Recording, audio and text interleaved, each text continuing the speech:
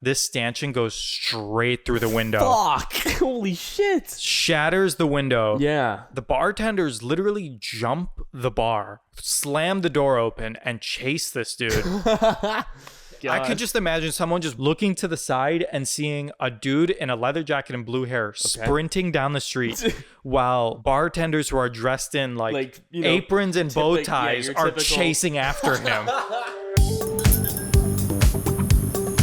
Welcome back to the Beer Couch Podcast. I'm your host, Cale Manning, and today I'm joined by the one, the only, Chicago native, sexy-born Chicago boy from Chicago. It is... Nick Andros. From Chicago, did I mention. For the third time. And even though he's actually... You are... Yeah, talk about your history. You're not... You were adopted. Yes. If you're comfortable getting into this on the podcast. Very serious, very quick. Super, yeah, we're diving right in. There's no pausing on the Beer Couch Podcast because you are originally from Bulgaria. We should have brought Veronica today. Yeah, we could have made this Bulgaria episode. Our resident Bulgarian. Yeah. But how old were you when you came to the States initially? I was adopted when I had just turned 1, so my adoptive parents were in Bulgaria at the orphanage for my very first birthday. Aww. Celebrated it with me. And then I think like a couple months later were able to take me to the States officially. But it was like a year and a half process of them doing all of this. How does that like all work? Because I mean, it's like, I know we obviously have some friends and stuff like that who are like international people now. But like if it's a kid, do you have to like... Are you technically a Bulgarian citizen? Can you vote? Can you run for president? So I'm actually in the process of getting my dual citizenship to establish my citizenship in Bulgaria because they have birthright. So when I was there in person, because I visited for the first time, I think like 3 years ago again, since I've been adopted, and I got to see my orphanage and everything, and that was a very like emotional experience. But while I was there, I ended up going to a courthouse to figure out if I was seen as a citizen or not. Yeah. And they're like, we see you as one.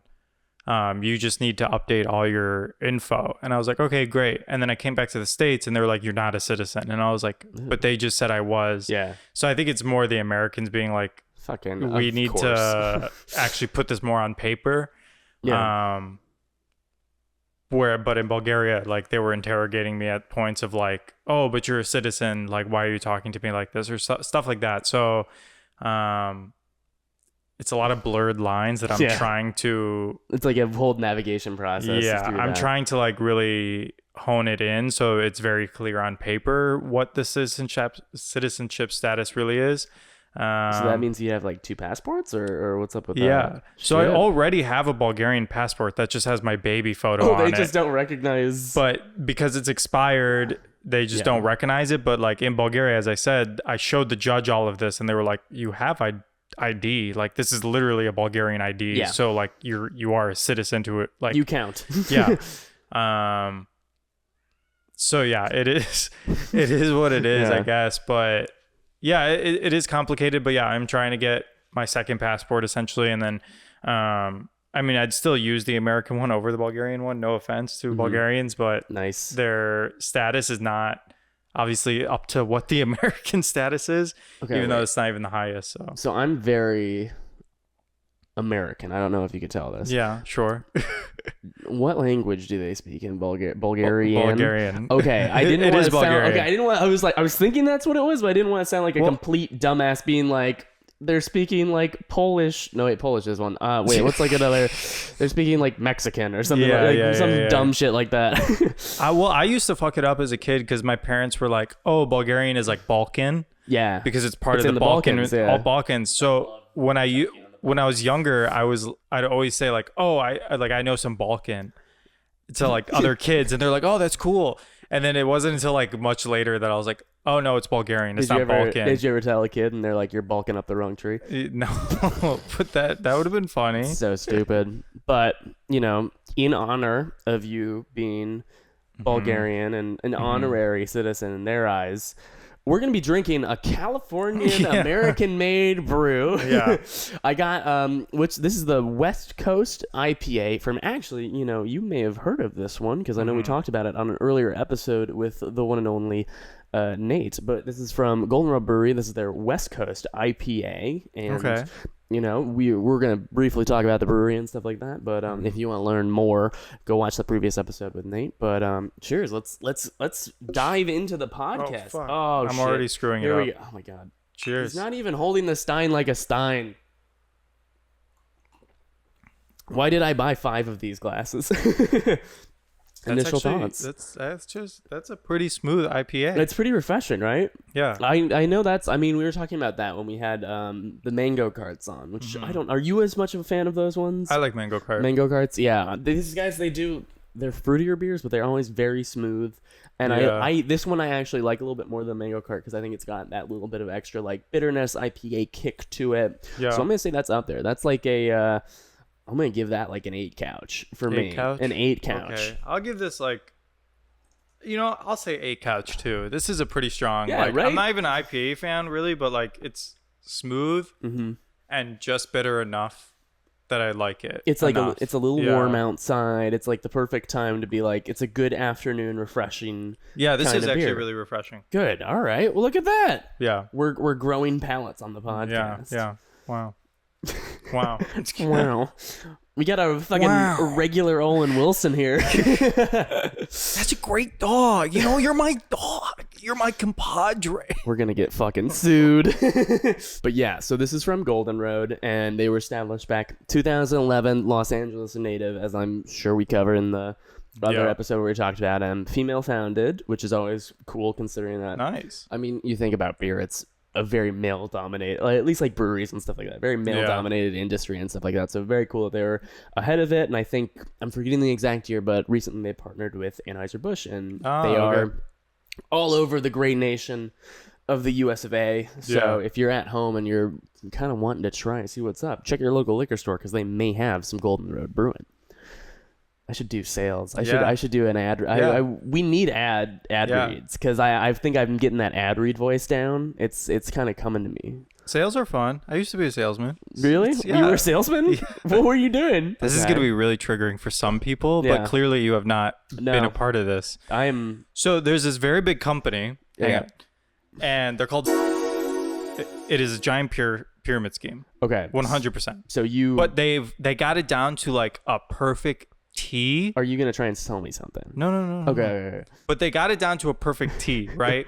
And what they do is now it's mostly word of mouth of high school students that find this job and then tell their friends about it. It's because like a get rich if quick. You're successful at it, you will make good money. And I've seen people I've made good money, and I'll talk about that in a second. Fuck. But so essentially it's called.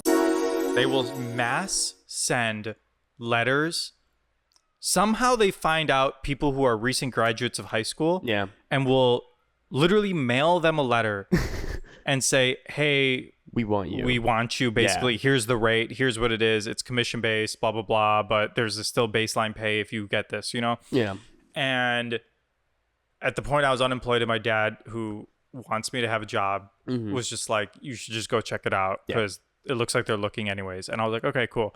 Did the interview, and I went to a high school that was very like presentation based and like not salesy, but like if you were given a format and you knew how to just talk about it, you could just talk about it. You had that like, I'm going to be like the guy in the boardroom talking to like the presentation. When they showed me what it was and that it was like kitchen knives that I'd be selling essentially, it was pretty easy for me because I was like, okay, well, you guys are already giving me a script to go off of, and they gave me an actual handbook of like word for word what you had to say to these people. Really? Okay. And I would go off riff a lot, but as long as you got the like main essence of it, you had it. Yeah. And it was essentially you'd start off. It would be, and you'd have to book your own appointments. So everyone would start off calling their families, and then their families would call like their family and friends, and then you'd kind of go off of there to get your appointments based. I know a guy who knows a guy. Yeah. And so they also had a booklet of how to get people to give you names properly. Oh my god! I'm breaking down everything here. I know you're please don't sue us. No, they're very upfront about all this. Like they like we're literally taught in the beginning. Yeah. even if you've been doing this for years, the first line you always say is, hey, is it okay if I read off of my script? Because, like I'm still learning how to do this properly. And most of the times the customers will be like, yeah, because you're young enough. And they're like, yeah, sure. I'll let you read. Kid. And it works all the time. Like it brings down that like barrier right away for the customer. Yeah. But you have to go to their house, do this hour presentation for them. And then you start off at An hour? You start off, depending on how quickly you did it. My God, if I had some kid come up to me and was like, "Can I sit in your fucking house and do this presentation for you for an hour?" I'd be like, "Get the fuck out of here!" Yeah, well, I'd have to cold call these people who didn't know me but knew like the previous person I was with, and convince them to let me into their house to do this for an hour. Jesus Christ! And talk to them about these knives. Oh my God! And this is horrible. I was there for 2 months. Mm-hmm. I was their top salesman. I was in the top 10 salesmen within 2 months. How many did you sell? In my 2 months, I sold $32,000 worth of You are knives. A psycho. So holy shit. Because I was just good at reading the presentation, and I knew how to, because we'd have like training programs where they'd teach you, and like you'd have to like work with someone and like give notes on their presentation and blah, blah, blah. And I was doing it with this one girl. And she just like looked down the entire time, and she's like, so if you look at this knife, so this does this and this does this. There's no like showmanship to it. And I'm like, no fucking shit. Your numbers are fucking garbage because I'm like, yeah, so if you look at this knife, actually, here's the beautiful thing about it. And like, I'm always making eye contact with them. I'm like, this knife's really great. You can stab your wife, no problem. And like, I was just a good salesman, and my average sell was $450. Okay. Yeah. And that was one of the highest ones at that branch that I was in specifically, that ran out of Northbrook, Illinois. Holy shit. We're giving all the details here. Yeah. And are they still around? Oh yeah. Holy shit. And yeah, I sold, and what was even crazier was the time I joined, they have this like rush sale awards event. Okay. And where it's like if you start at this point and you end at this point and you sell over 20,000, they give you a plaque. Okay. And it's like a very like people who have been there for a while like really work up to getting this. Do you still have this? I got hired when that push started. Okay. So I qualified for it. Do you still have this? So I just, the plaque's at home in Chicago. Holy shit. I need a photo of it. I need to see this. It's this giant glass piece. And Is it like in the shape of a knife? No, I wish. That would have been great. But I really remember my boss, or not even my boss, one of the salesmen who had been there, but he was also a film student. So he really liked me because I told him I wanted to be in film. Had that. And he instantly liked me. And I just remember him looking at the computer screen and being like, "Oh my God, you're gonna qualify." And he's like, "If you do this, you're gonna win that award." And I was like, "Fuck, okay, cool." I had no idea about any of it. I didn't even think I was gonna get it. Yeah. And then all of a sudden, we're in this. They take us to a Hyatt in. Sorry, what? Bloomingdale. Yeah, Bloomingdale. Yeah. Or something, some far ass suburb. I just remember going really far. Like maybe that one? No, I think it was Bloomingdale or something like that, whatever it is. And they rented out their massive ballroom. Holy shit. There were people from our branch, people from like literally all over the Illinois and Wisconsin area in this one space. Holy shit. And you were all the top dogs? No, this was just everyone. Okay. Like just everyone. Like new salesmen in the group, old salesmen, like people who've been doing this like career now. Yeah. And the guy who like runs the whole Illinois and Wisconsin was from my hometown, like Sauganash specifically. Okay. Was from my city, from my like little neighborhood in Sauganash, Chicago. Bulgaria? Yeah, Sauganash, Bulgaria.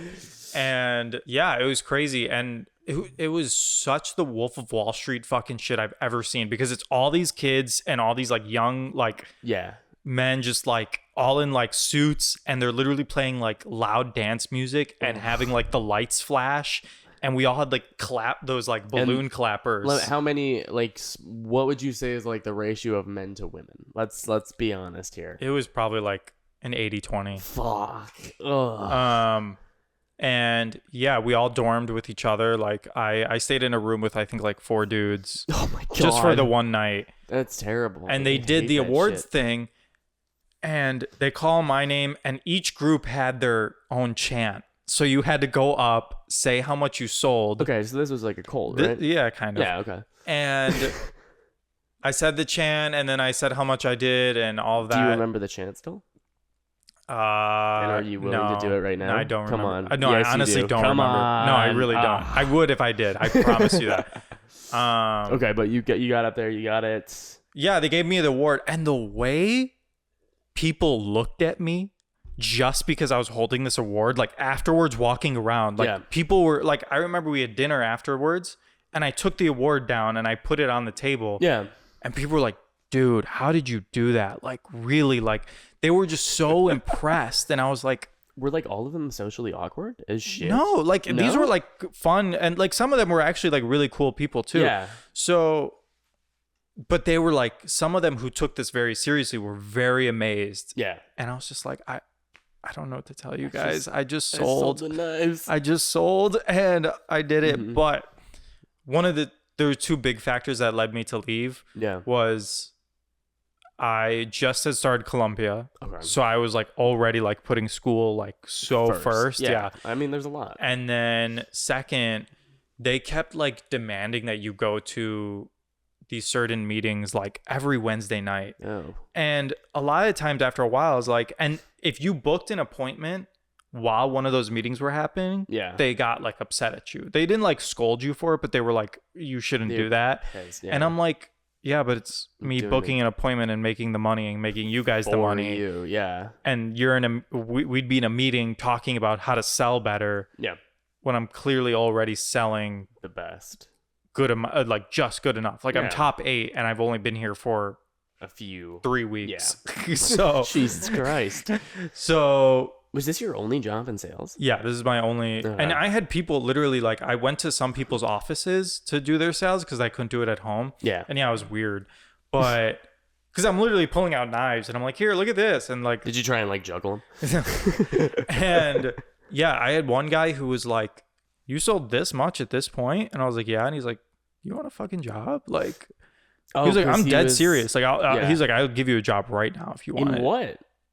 Whatever just in their business. General, he was just like, if you did that, like, that's incredible. Are you thinking about Young Nexus? You probably make way more money than you do right now. Yeah. Well, here's the thing is, it's crazy because I just really knew how to break it down for people. And like, I found my good niche because I was like, oh, let me target rich people. Yep. And then I learned really quickly, rich people don't fucking cook their own food. Yeah. So that was a no-go because they all just order out. Yeah. And so it didn't make sense. And then you can't go too low in like income because then they're just like, well, I just can't afford these. Because these were that like upper middle class wine. I mean, these were like right? $2,000 knives, like a whole set, but it's expensive. You know what's actually really funny? I'm remembering now. Last week, we were at a friend's house for a party, and I was making, I forget what the joke was, but for some reason I was grabbing knives out of their thing, and you called out the exact knife. Is that how you know what those knives are? Yeah. Oh my God. Holy shit, it all makes sense now. I can see a knife from anywhere. I can see the knife anywhere. I can tell you exactly like what is special about that knife. I can tell you like, I still remember most of it. Did you ever have like anyone be like, sell me this pen? No. Did you ever have that shit happen? No, but like I think someone tried to fuck with me at one point about that, but it was crazy because I found my good niche and like, you know, we had, I want to say like 15 different like groups of knives you can pick from, and they all had their special name and they all had like their special like things that you can choose from them that would make them good for like whatever you want to cook, right? And then we had what was called like a wish list where say you didn't want to buy this knife, whatever, like, oh, but I want that one. It's like, okay, so now we'll just create like you buy these individually and maybe you get a couple percentage off of like the full price and then it's a little better. And I remember there was one guy who's a family member of ours, and my dad literally told me, he's like, beforehand, he's like, look, he's not going to buy anything. Like, I'm telling you right now, I already know. I've I spent my whole life with him. Like, he's just not going to do it. He's just doing this because you're my kid. And I was like, okay, yeah, no worries. Like I'll still get. Yeah. And the nice thing was is that even if you didn't sell anything, you still made $17 just for booking the appointment. Okay, so we're basically doing a sales ad right now for their company. Essentially. Yeah, this is going really deep into their company. We're outing them right now. So how is this a pyramid scheme? This just seems like kids selling knives. Well, the whole thing is that you have to get more and more references. Okay. So it just trickles down to you calling more and more people. And then here and there, maybe you'll like keep more. Maybe it's not as harsh of a pyramid scheme as I used to think it was. I was like, pyramid scheme would be like, you'd have to get the people who you're selling the knives to then sell the knives. Yeah. If my understanding Okay, is maybe correct. it's not then. Maybe it's just like a really weird business. Yeah. For selling knives. Yeah. We don't want to call them a pyramid scheme if they're not, because then they could be like, that's fucking... What is it? When they're insulting them, but they're not? Oh, we don't want to defamation of yeah, character. We don't want to something. defamation them. Okay, fine. They're not. These people aren't pyramids. They're just they're selling knives. I'll leave it on this though, and this was one of my proudest moments is I go to this family member's house. Yeah. And he's like, I show him all the like groups of knives that he could get, and he's like, no, I don't really like any of these. And I was like, well, we can always create a wish list. Like, what? Just pick knives you like. Yeah. We won't do anything. You're just picking the ones you like. Mm-hmm. So he picks all of them. I'm like, cool. If you were to get all of these, this would be the price. He's like, that's kind of expensive. I was like, okay, cool. Like, which ones do you want to take out? And he was, I'll take out these. Yeah. And then I was like, okay, cool. If you're gonna get all of these, like, where would you keep them? And he's like, I mean, I have a knife block. And I was like, yeah, but like, the knives you have here selected are pretty specific, so like I would maybe recommend. And he's like, oh, okay, yeah, I'll get it. You want the custom knife block, obviously. And then I walked out with like it was an $800 purchase. What did your dad say? My dad was like, how the fuck did you do that? And I was like, I broke it down. And he's like, damn, that's good. You got him. Yeah. All right, so you got and I got to the point of making 30% commission, and they call it dirty 30. Dirty 30. And then that's like the baseline that you can hit. And then after that you can go up to 50%. Yeah. But the more you go up, the more you have to keep your sales quote up. So like if I don't make that quote, then my percentage would go back to 30, and then I have to build my way back up essentially. Okay. Yeah. So it's just to like provide like more incentive to just keep selling as best as you can, so you can make more money and walk away with more. This has been a weird deep cut into the sales knife industry. I was not expecting this. Yeah, 2 months. I learned a lot about knives in those 2 months. Yeah. Because I mean, from what I know of you, so obviously the salesman thing, but you also did like restaurant work then too, right? Before you got into home. So I did this before restaurant work. Okay. And then were these your two like I'm going to be a film guy jobs, or?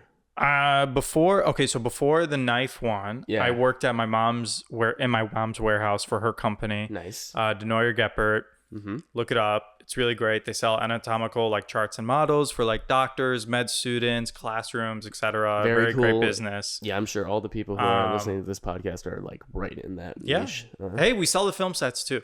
I've had to drive to Cinespace to deliver stuff for Chicago Med. Holy shit. Well, I mean, yeah, Chicago Med, that makes sense. And I met the production designer, and he showed me around the entire set. Dude, that's so sick. And he introduced me to like all the lead cast members, and I was like, this is crazy. Like, I'm getting a really nice experience right now. Yeah, holy shit. Didn't have to sign an NDA either, which was also crazier because he just let me walk through the entire set. Hey, check out this fucking sales guy. He's fucking cool. But yeah, so I did that. I worked for my mom's company, and then I did the salesman job like 2 years later. Mm-hmm. And then in college, I want to say sophomore year, I started working. Yeah. Sophomore into junior year, I started working at Trattoria number 10 downtown Chicago. I'm sure that name's not going to have any there's no connection to anything else. Yeah, there's Trattoria. Definitely not a short film I made also called Trattoria that was based off of that restaurant experience at all. No. Was it filmed in that restaurant? Unfortunately, no. Fuck, that would have been good. No, here's the thing: it would have been so good because it was a subterranean restaurant in downtown Chicago. Nice. Used to be a gentleman's club. Fun. Like it is like true history Chicago. Old school Chicago. Like you really see gangster mob history here. Chicago. Like you know shit went down in this room. Fuck, that's awesome. And COVID hit, and they wouldn't let us film in there anymore. And I was like, "Fuck!" Because the general managers were like, they were cinephiles, so they were like, "Yes, I'd love." So they were cool with you. Yeah, okay, I was like, "I'll put you in the film." They're like, "Oh my god, that's amazing!" Like they loved it. That's great. And then COVID and that, pandemic was whatever. Pandemic, yeah. The restaurant we found was really great. It's this really nice Turkish restaurant in Roscoe Village. Okay. Yeah. I mean, from seeing it on camera. Like, it looks beautiful. I think logistically that restaurant worked better too, because we had a whole dining. They had 2 restaurants. They had their what's called the Cafe by Turquoise, and they had Bordeaux.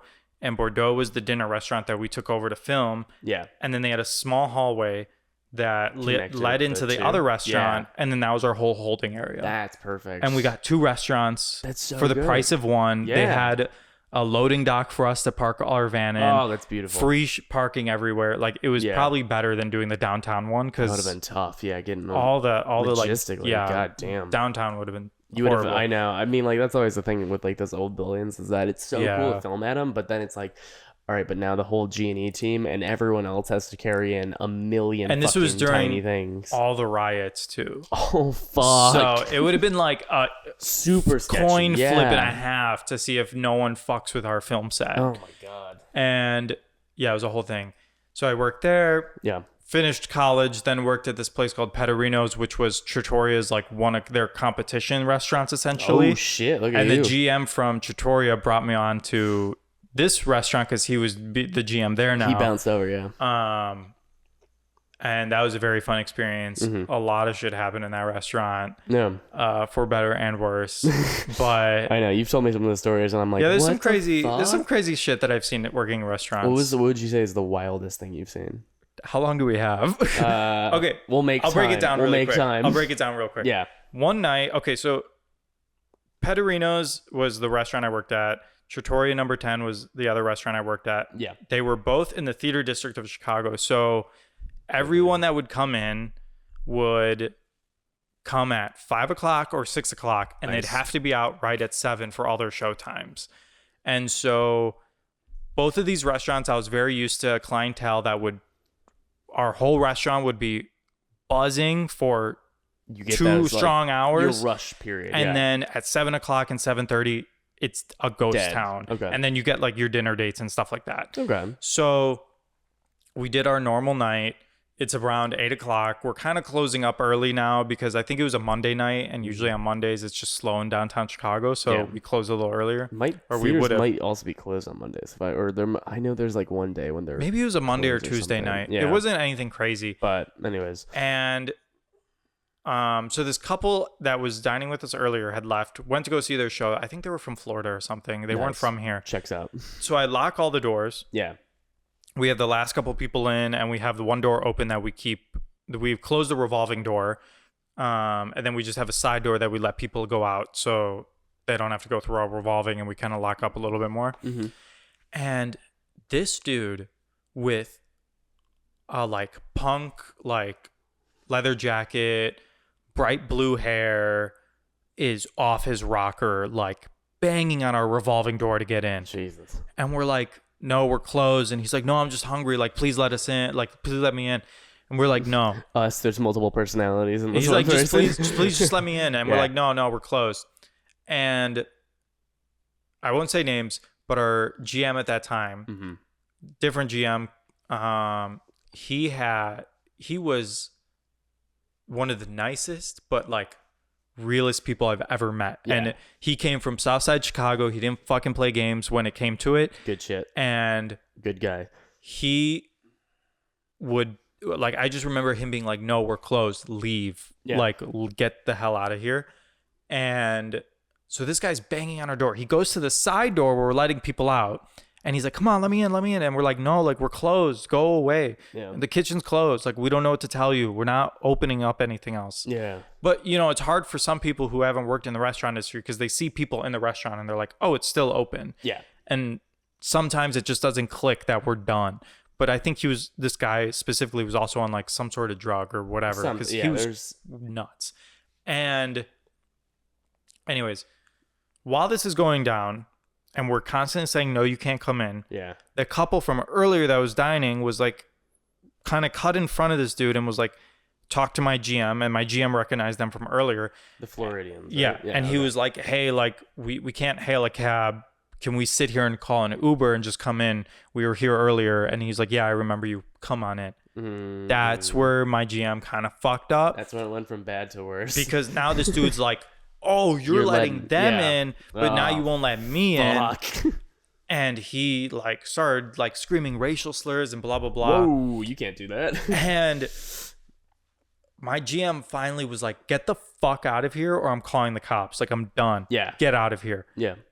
Closes the door, locks it. Okay. We had stanchions for this door specifically that would say this is a handicap entrance only for like when it was the day or like when the service was going. Yeah. To push people to use the revolving door. Mm-hmm.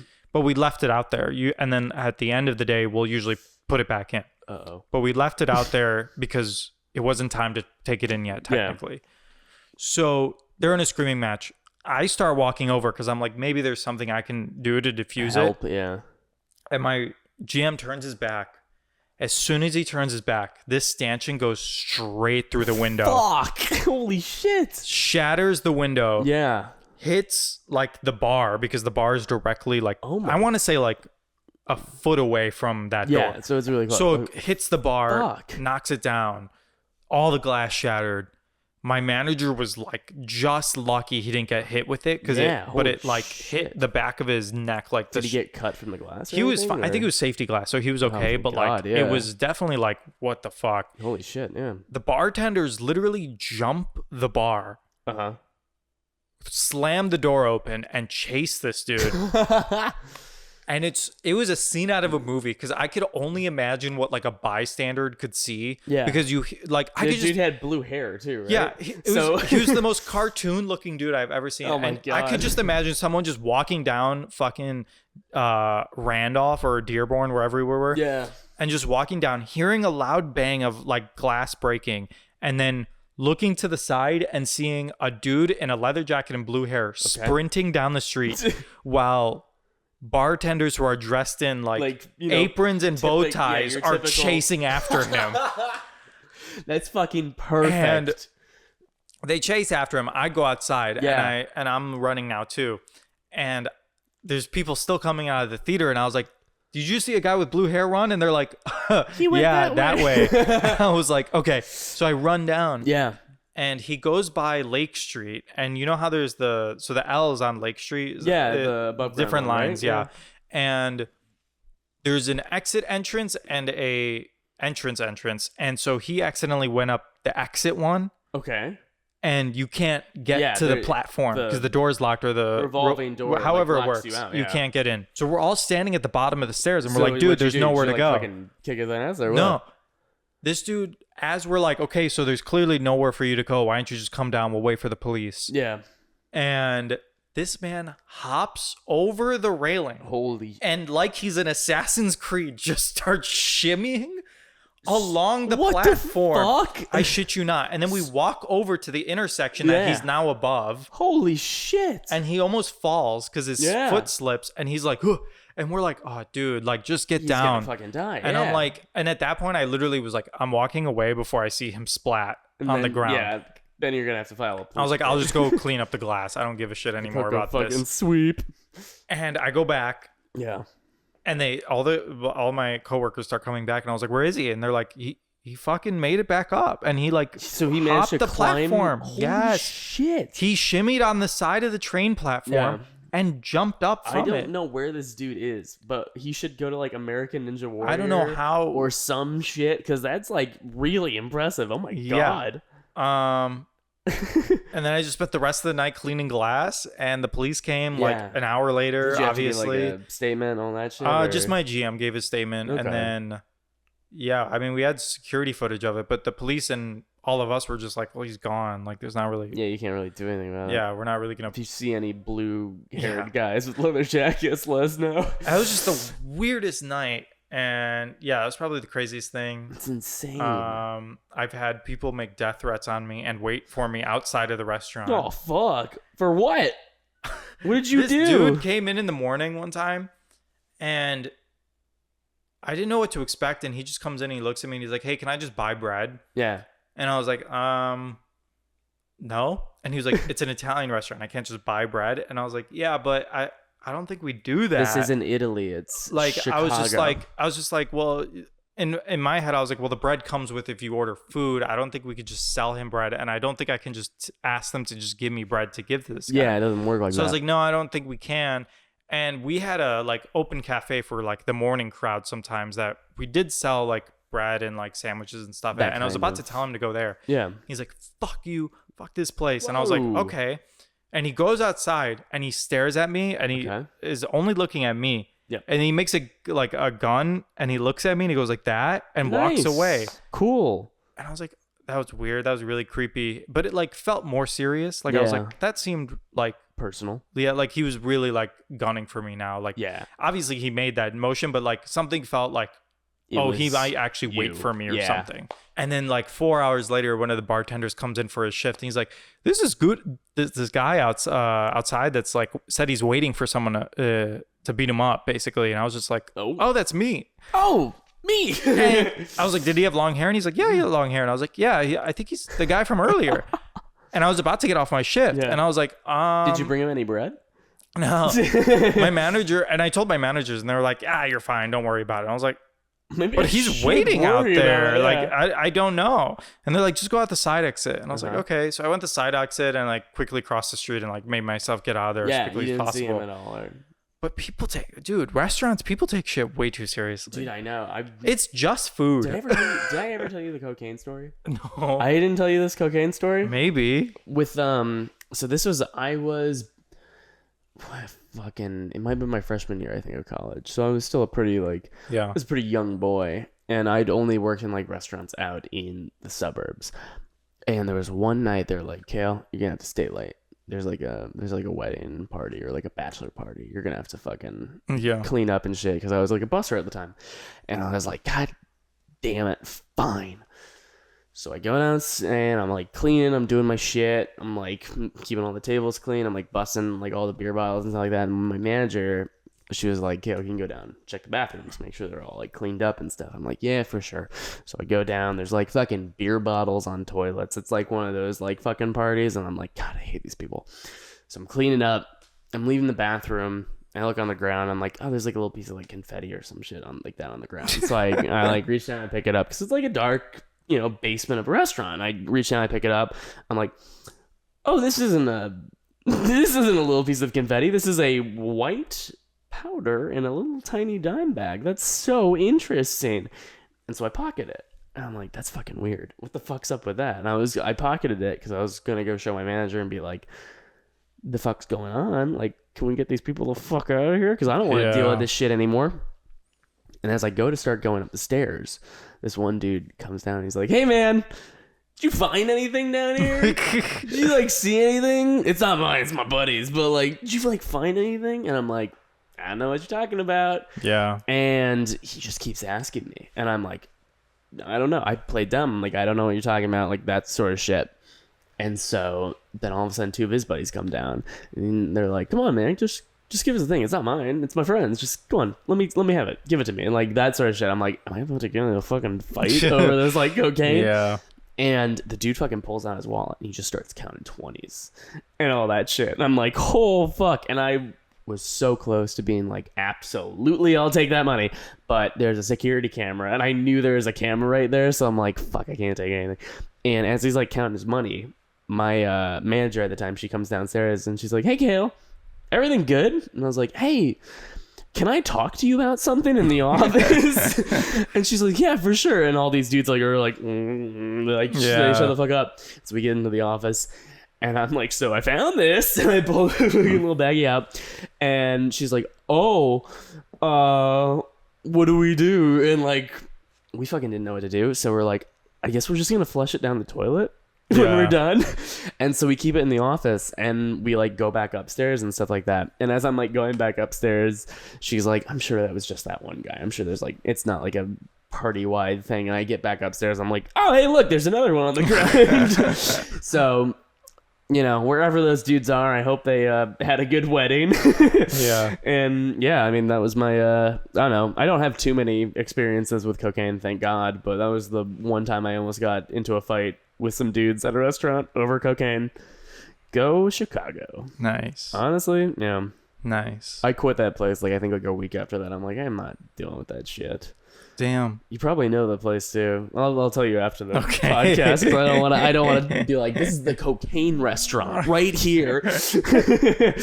Yeah, there's a lot of cocaine in a lot of restaurants. Oh, I know. Really, it's like it's weird. It's like kind of like it's like part of it. I think that's what's so funny is like you think about like all the rich people going to it. I doubt they have like any idea about all the fucking shit that goes down. They don't in the back, and which it's is really crazy. It's so funny to me because now that glass is broken, I can't go into any fine. Because I worked at fine dining restaurants. Oh yeah, and I'm like, these are the people running this shit? They have zero fucking clue on what actually goes on behind the scenes. And now, like, I'll go to the nicest restaurant and I'm like, same fucking people. Like, no, it doesn't. It does not change. I was like, maybe it was just the one restaurant I went to where, like, it was just a little bit more, like, homey. And then I was like, oh, no, this is the same crowd. Like, all the cooks and the wait staff are probably fucking each other. All of them are on drugs or alcoholics or have, like, smokers or, like, you name it. There's all of them probably have some substance abuse. It like consistency. There's so many. That's my problem with the Bear is it doesn't have enough. Where are the drugs? God, you gotta watch that show. Maybe that's what I'll do. Have you never watched the show? No, I haven't. You feel like it'd be right up my alley. Again, everyone told me that about Shameless for years. I put it off, and I was like, I'm not gonna watch this because everyone keeps telling me to watch it. You should watch Shameless. You should watch Shameless. I've been watching it. I've been watching it. That Wait, one's what good. season are you on? I think 4 now. Oh, so season 5 is my favorite. Season 5? All right, so I got good shit to look forward to. Yeah. It gets really crazy really quick. It does. I know. It like the first few seasons were like fun, and then after it like kind of started to get a little sad. I was like, oh, she's like addicted to drugs now. This isn't as fun. Season 4, 5, and 6 for, go Fiona. like very dark. Fucking shit. All right. Yeah. Well, maybe that's what I have to look forward to after this. You should watch The Bear. Yeah. I just remember Avi and I sitting down to watch the first season together. And because we both come from restaurant work, we were like, this is some of the most triggering shit we've ever seen. Well, I think my favorite was what was it? We were playing that game. What is it? It's Overcooked. We were playing Overcooked together, and it was I think you, me, Avi, and Darsh. And it just turned into, I think, you and I yelling at Avi and Darsh to like fucking cook stuff. Right. It very quickly turned into like a very abusive restaurant situation. Yeah, because I didn't even work in the kitchen. I didn't work as a waiter. I didn't work as a bartender. I was like host and like / like maitre d'. Like I always knew how to handle like the upfront shit right away. House. And dude, the amount of power the hosts hold is it's bad. Nuts. I know, it's bad. Like the way waiters would like really kiss up to me sometimes or like really get pissed at me depending on how I was seating them or people trying to front me cash to get to tables. Like fuck. Good times. Did you ever like pick like who you liked the most and you like wait staff like, extra tables? Yeah. Oh, I had friends that I would hook up more. Dirty dog. There were some people that were like just jerks to me and I'm like, I'll give you 2 tops all night. Yeah. Test me. You'll get couples who don't know how to tip all night. Oh shit. Watch out if you're working in a restaurant with Nick. Holy shit. But then there's also moments where you get to like just talk to like random people and like just be the powerhouse, and it was like sometimes liberating. Yeah. Because I just remember like most of the times like when I was there, I would run the floor, and that just means like for people who don't know, like I'm the one that's handling where all the seatings are happening, and then like the other hosts are like just taking those people to their seats or answering the phones or handling like anything else at that moment that is needed. And you usually like switch that position on and off, but most of the time I liked running it, and the people I was with liked when I ran it. At least I hope. I mean, which makes sense because you're director now, so so I just remember one night I was like, "You guys, I don't want to run it. Like, I just want to see people all night." Yeah. And we just had a fucking shit night of like we were overbooked. We had like 7 people waiting for tables, 7 different parties waiting for tables, and I'll never forget, I finished sitting someone and I look back at the host stand and the other host looks at me all the way from across the room and just gives me the saddest look. And she's like, please. And I could hear the please in her. She was like, you need to come up here immediately and save this. And I was like, what's going wrong?